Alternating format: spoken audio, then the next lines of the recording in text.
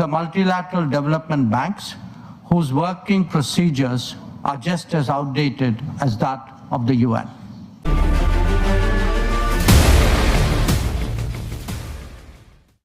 Your Excellency, President Vladimir Putin, Highnesses, Excellencies, friends.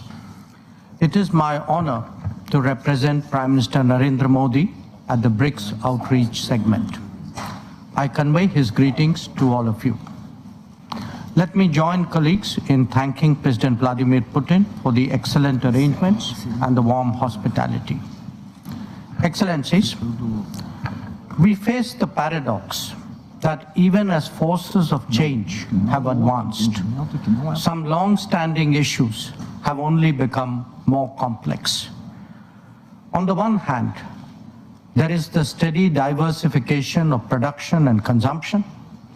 Nations that attained independence from colonialism have accelerated their development and socio-economic progress. New capabilities emerged, facilitating the harnessing of more talent.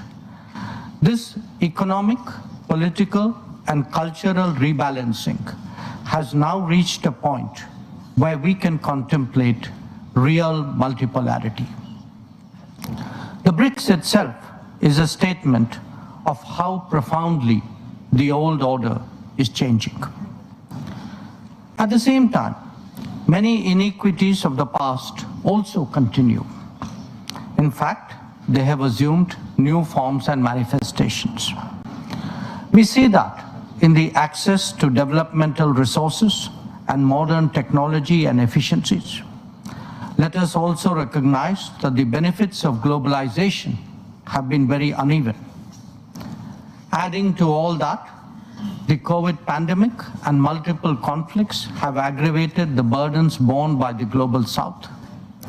Concerns of health, food, and fuel security are particularly acute. The summit of the future underlined that the world is in real danger of falling significantly behind in realizing SDG targets. How do we reconcile this contradiction and ensure that the benefits of change reach those who are currently left behind? How do we create a more equitable global order? First, by strengthening and expanding platforms of an independent nature, and by widening the choices in different domains and minimizing undue reliance on those that can be leveraged. This is really where BRICS can make a difference for the global South. Second, by reforming established institutions and mechanisms, especially the UN Security Council in the permanent and the non-permanent categories. So too, the multilateral development banks, whose working procedures are just as outdated as that of the UN. India initiated an effort during its G20 presidency, and we are glad to see that Brazil is taking it forward. Third, by democratizing the global economy through creating more production hubs.